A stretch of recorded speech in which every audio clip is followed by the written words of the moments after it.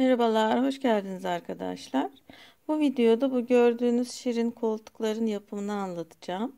Oyuncak bebekler için çok uygun, güzel koltuklar oldu. Pet şişe kullanarak yaptım. Evet, şöyle yakından göstereyim. Bu şekilde çok tatlı koltuklar. Evet. Bunları 5 litrelik pet şişe kullanarak yaptım. Şu koltuğu da daha büyük 18 litre ya da 15 litre olabilir, tam emin değilim kaç litrelik pet şişe kullandım, daha büyük pet şişe. Bu şekilde aynı biçim yapılıyor, sadece pet şişenin büyüklüğü farklı. Evet, bu şekilde çok güzel, çocukların kullanabileceği, severek oynayabileceği koltuklar oldu. Evet arkadaşlar, daha önce de pet şişeden bu şekilde bir oyuncak bebek puseti yapmıştım. Şöyle göstereyim. Evet. Bunun yapılış detayları da YouTube kanalımda mevcut. Videosunu çekmiştim. Videonun linkini de açıklama kısmına bırakıyorum.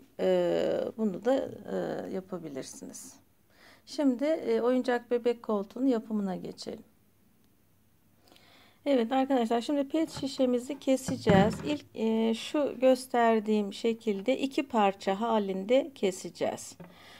Önce şu kısmı keseceğiz. Sonra da şu arka kısmını keseceğiz. Sonra kumaş ve elyafla kaplayacağız. Evet, bu şekilde taban kısmını kestim. Arka yaslanma kısmı için de şu şekilde bir parça kesiyoruz. Şöyle. Bunun santim ölçüsü çok önemli değil. Göz kararı, istediğiniz boyutta kesebilirsiniz. Şimdi bu parçaları elyafla kaplayacağız. Evet, elyafları kestim ben. Şimdi şu parçanın şekline uygun olarak şöyle, bakın şöyle dikiş payı da bırakacak şekilde iki parça kesiyorum. Çünkü birinin içine, diğerini dışına kaplayacağım. Şöyle bakın, şu şekilde iki parça. Gövde içinde şöyle, gövdenin de sadece dış yüzeyini kaplayacağız. Onun için de şöyle dikdörtgen bir parça etrafını saracak şekilde. Şimdi bu elyafları iğneleyip teyelleyeceğiz. Onu yapalım. Evet, gövdeyi şöyle iğneledim. Buradan teyelleyeceğim. Şöyle. Bu kısmı da aynı şekilde şöyle içini ve dışını kapladım. Şöyle içine katlayarak dikiş payı bırakmıştık. Şöyle iğneleyelim. Sonra teyelleyeceğiz. Şöyle.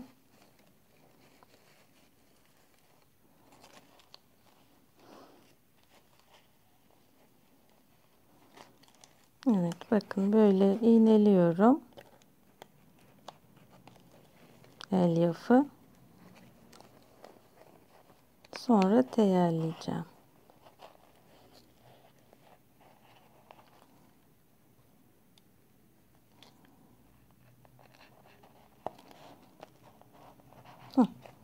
Şöyle bakın, tamamen iğneleyelim.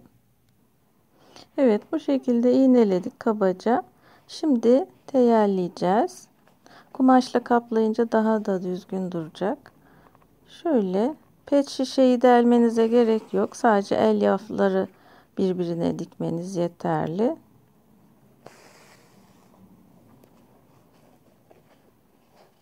Sadece elyafı buraya sabitlemek için yapıyoruz bu işlemi.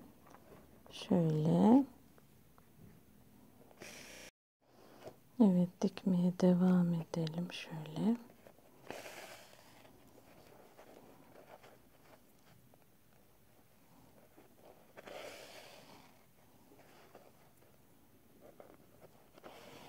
Evet, bütün etrafını kaplayalım. Aynı zamanda şu kısmı da dikeceğiz. Evet, üst kısmı bu şekilde kapladım. Şöyle dikerek. Bunun da şu yan kısmını diktim. Şimdi şunu içe katlayacağız. Şöyle yapıştırabilirsiniz ama ben dikmeyi tercih ediyorum. Şöyle pet şişeyi de delerek şöyle içe doğru bunu büyük dikişlerle teyelliyoruz, tutturuyoruz. Evet, bütün etrafını yapalım bu şekilde. Evet, bu şekilde elyafla kapladım önünü ve arkasına. Bunu da bu şekilde iç kısmına sabitledim kocaman teyelleyerek böyle. Şimdi alt kısmı tabanı içinde elyafı kenarından şöyle büzdüreceğiz. Şöyle iri iri teyelleyerek teyelleyelim bütün çevresini. Evet, bütün çevreyi teyelledik. Şimdi teyeli büzdürelim. Şöyle sıkıca. Burada artık düğümleyebiliriz.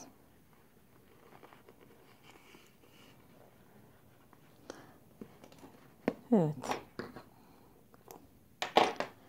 Bu şekilde elyafla kaplamış olduk. Şimdi kumaşla kaplayacağız. Bunun için şöyle oturma yerinin tabanı için 2 tane şu büyüklükte daire şöyle kalemle ölçüsüne göre daire çizip kesebilirsiniz. 1 ve 2 tane. Biri şu oturma kısmı için, diğeri de tabanı için olacak. Sonra şu kenarını kaplamak için de şöyle bir dikdörtgen parçaya ihtiyacımız var. Evde böyle kot kumaşı benzeri bir kumaşım vardı. Onu kullanıyorum. Siz herhangi bir kumaşla yapabilirsiniz. Şöyle. Bakın bunu da böyle kaplayacağız. Sonra şunun içini dışını kaplamak üzere şöyle bir kumaşımız var. Şu şekilde bunun da içini dışını kaplayacağız. Şimdi iğneleyelim. Evet, şöyle tepe kısmından şöyle tutuyorum. Bunu da şu şekilde kıvırarak bakın şöyle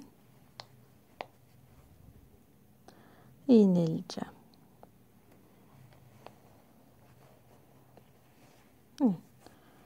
Şöyle düzgünce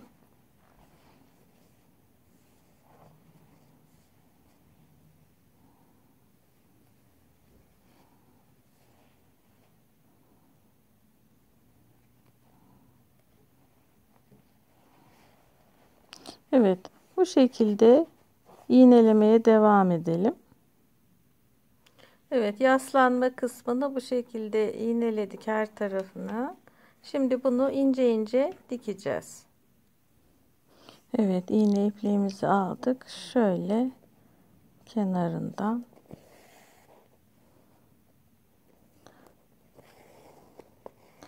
minik dikişler halinde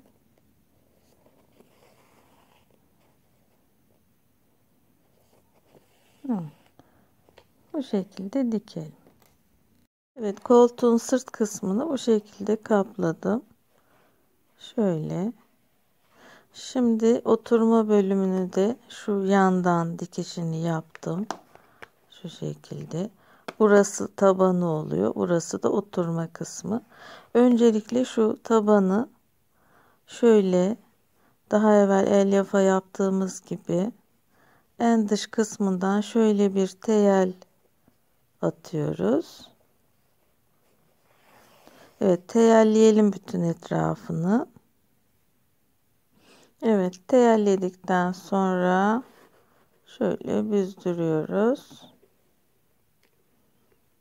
ve düğümlüyoruz.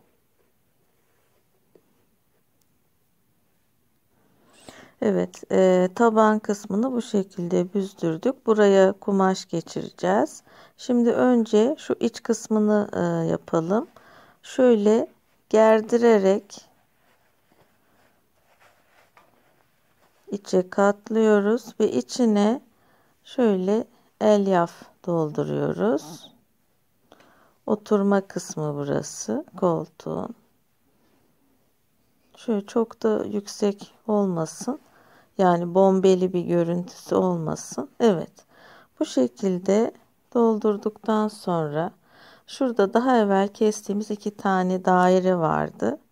Onları şu şekilde iğneleyerek kenarlarının gergin olması lazım. Şöyle tutup gerdirerek içine alıyoruz ve her bir kenardan şu çizdiğimiz daire şeklini baz alarak şöyle iğneleyeceğiz ve sonra da bunu dikeceğiz. Evet. Şöyle şurayı gerdiriyorum.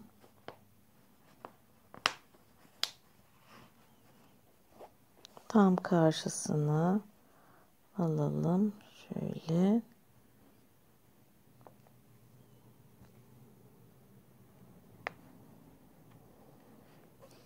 Evet, her bir tarafını bu şekilde iğneleyelim. Evet, bu şekilde her tarafını iğneledim. Şimdi dikişe başlayalım. Evet.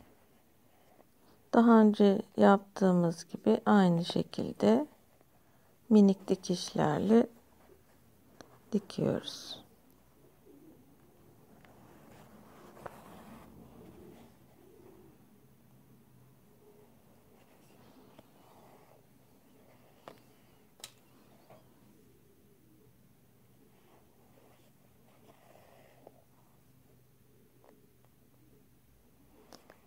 Evet.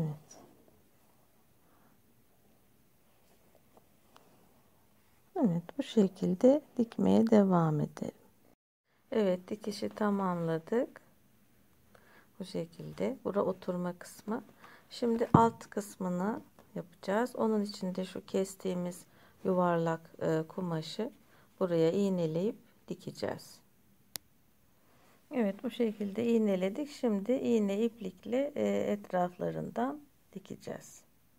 Evet, koltuğun oturma kısmının altı bu. Altını da bu şekilde yaptık. Şimdi şu arka kısmını gövdeye monte edeceğiz. İğneleyelim. Ama bunu yaparken şuradaki dikiş çizgisinin koltuğun arkasına gelmesine dikkat edelim. Şu şekilde önce iğneleyeceğiz. Evet, bu şekilde iğneledik. Şimdi dikişine başlayacağız. Evet, diğer kısımları diktiğimiz gibi aynı şekilde bu sırt kısmını oturma bölümüne dikerek monte ediyoruz.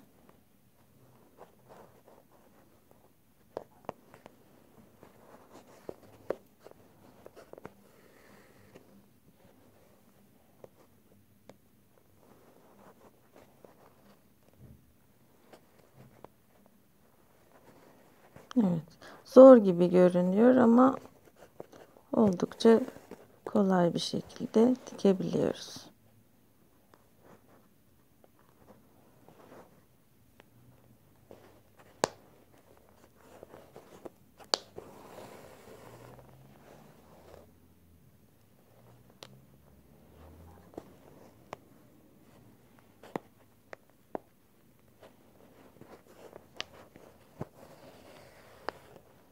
Evet, bu şekilde dikelim.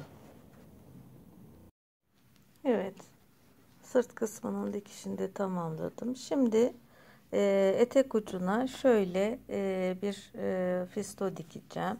Şu kısmına şöyle. Siz tabi istediğiniz materyali kullanabilirsiniz. Diğer koltukta şöyle bir kurdeleli fisto kullanmıştım.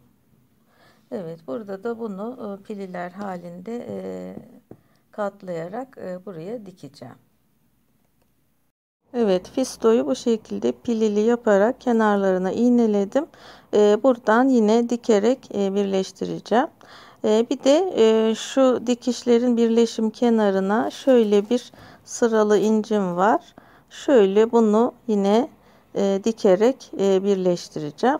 Daha önceki yaptıklarıma şöyle bir kordon geçirmiştim. Bu şekilde de yapabilirsiniz. Ya da tığ işi bir fıstık modeli bir kordon örüp buraya dikebilirsiniz. O şekilde daha da güzel olur. Evet, bu işlemleri yaptıktan sonra koltuğumuz tamamlanmış olacak. Evet, koltuğumuz tamamlandı.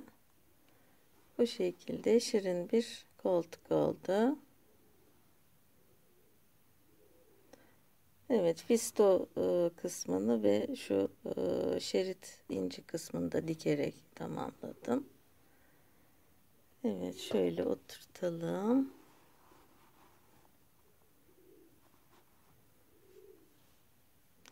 Evet, umarım faydalı bir video olmuştur. Diğer projelerimde görüşmek üzere. Şimdilik hoşça kalın.